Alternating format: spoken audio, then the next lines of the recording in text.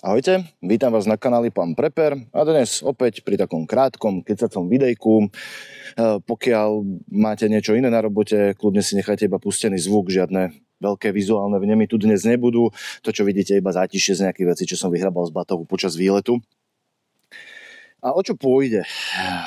Je to téma, ktorá ma troška ťaží už dlhšiu chvíľu.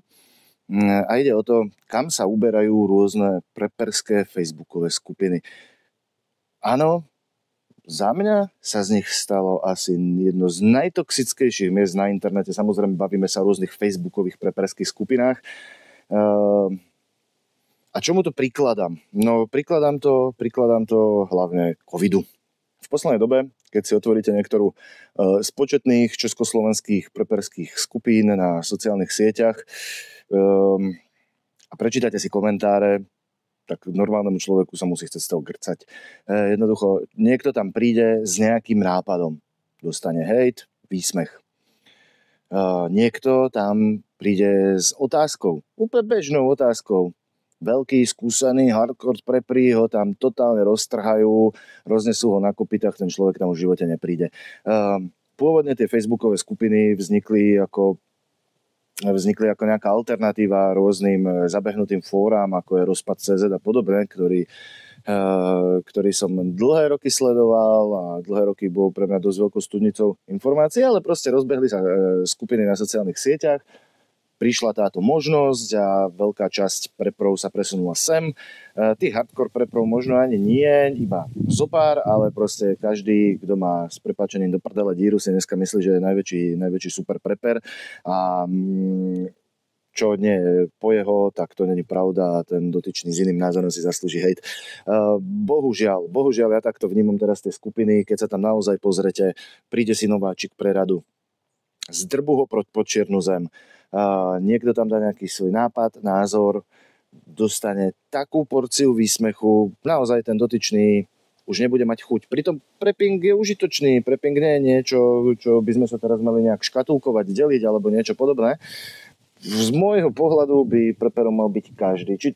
Aj bol, či to už boli naše staré mamy, ktoré si robili zásoby a vedeli sa uživiť aj samostatne. Až po dnešok. Jednoducho panelákový preper pripravuje sa, má nejakú evakuačnú batožinu, niečo. Proste prepping je tak široká skupina, tak široká škála vecí, či je to niekto, kto rieši zbrane, či niekto, kto rieši pobyt v prírode, niekto hľadanie zdrojov, vyrábanie vecí. Proste taká miliarda obrovská rôznych tém, na ktoré sa dá zamerať. A nedá sa to obsiahnuť ľudsky všetko. Naozaj sa to nedá obsiahnuť všetko a jednoducho áno, vy môžete byť macher v niečom, a ďalší človek je macher v niečom inom. Opýta sa ten dotyčný, čo je macher v niečom inom a má väčšie znalosti ako vy, sa opýta na tému, ktorá je vám blízka. Možno pre vás blbosť, ale tak ho nasmerujte. Kristova noha, to samý hejt na tých skupinách, mne sa to nepáči.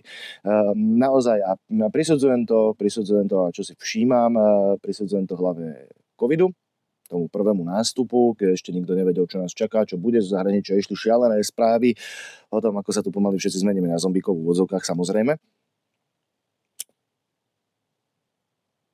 A jednoducho tieto preperské skupiny začali naberať na popularite. V médiách sa začali objavovať články o nejakých preproch, ktorí sa pripravujú, ako riešiť krízu, ako zásoby, ako jedno s druhým.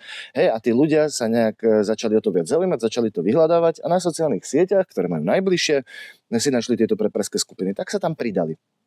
Ale pridalo sa tam aj množstvo ľudí, ktorí síce z začiatku možno nejaký strach a chceli vedieť, ako sa pripraviť, ako pomôcť rodine, blízkym a ako sa ochrániť, ale postupne ako tá hystéria okolo toho celého ochorenia opadala. Tí ľudia zostali v tých preperských skupinách, ale zmenilo sa aj to zmýšľanie. Už to neboli tí prepri, ktorých to baví nejak z presvedčenia alebo podobne. Proste boli to tí prepri, ktorých tam dotiahla tá pandémia, v odzvukách prepri. A keď to opadlo, tak každý je pre nich somár. Niekto sa opýta, ako nájsť najbližší protiatomový kryt. Ježiš, čo ty hľadáš, aká vojna, neviem čo, proste tam je toľko hejtu. A ja to naozaj prisudzujem tej koronavírusovej pandémii, lebo naozaj tie skupiny boli polovičné, možno štvrtinové ešte pred nástupom covidu. A ako to prichádzalo aj na naše územie, tak naozaj 5 000 skupiny majú dnes 20 000 členov. Hej? A ja som to videl u mňa. To je tiež jedna pointa tohto videa, ktorú by som sem chcel preniesť. Ja mám takú skupinu na Facebooku preper.sk/CZ. Hej? preper.sk/CZ. Je tam okolo 4 000 ľudí. Nikdy som nechcel, aby tam bolo toľko ľudí, ale postupne sa pridávali. No ale o čom to je? Prečo, keď ste v inej skupine, prečo by ste mali prísť práve sami? Ja vás nepresviečam, ja len hovorím na rovinu. Ja som taký hajzlik v tomto a ja nemám rád v preperských skupinách výsmech, posmešky, hejt a nadávky a podobne. Ak sa niekto takto prejaví, ide odo mňa do prdele, ja ho tam nepotrebujem v tejto skupine. Takže ak ste normálne zmýšľajúci preper, nebaví vás to v iných skupinách, kde naozaj za akýkoľvek názor, otázku alebo požiadavku si vyslúzite akurát tak nadávky a posmešky, skúste to u nás. Aktívne to moc nie je, s tým, že naozaj upozorňujem, ja tam chcem vybudovať skupinu preprov, ktorí naozaj o to budú mať záujem, chcú sa podeliť, chcú si pomôcť, chcú sa nasmerovať. Ako som spomínal, nie každý vie všetko, nie každý je všetko a jednoducho sú témy, kde má niekto medzery a zase je lepší v niečom inom. Tak si poraďme, tak si pomôžme. Naozaj, príďte k nám, uvidíte. Pokiaľ nie ste blbec, to upozorňujem na rovinu, nechceme tam blbcov, chceme tam naozaj normálnych ľudí, ktorí budú vedieť so sebou komunikovať, tak ako to bolo na začiatku v týchto skupinách, že si ľudia pomohli, že si poradili, že sa nasmerovali. Takže ešte raz, preper.sk/CZ, facebooková skupina, kľudne sa tam pridajte. Ako hovorím, jedna z mála podmienok, čo tam máme, nebuďme k sebe blbci, pomáhajme si. A naozaj teraz to má 4 000 ľudí, ak sa tam pridajú ďalší. Ja nemám problém postupne vyhadzovať ľudí, ktorí budú blbí, ktorí budú vulgárni k ostatným, posmievaví a nadradeneckí, povyšeneckí. Ja nemám problém, ak tam bude 50 ľudí a bude tam 50 ľudí, ktorí ten prepping budú brať ako niečo, s čím si môžu pomôcť, tak ako by to aj malo byť a budú chcieť pomáhať aj ostatným a budú sa chcieť možno nechať inšpirovať od niekoho iného, tak naozaj mi je jedno, že tam bude 50 ľudí, pokiaľ to budú takíto kvalitní ľudia. Ako hovorím, ja som v tomto despota, pokiaľ je niekto blbý, tak zo skupiny poletí. Jediné, čo tam nechcem, vysmievanie ostatným, nadávky ostatným. Jednoducho, keď k tomu nemáte čo povedať, nehovorte nič. Keď máte, pomôžte, nasmerujte. Takže asi toľko. Čo si myslíte vy?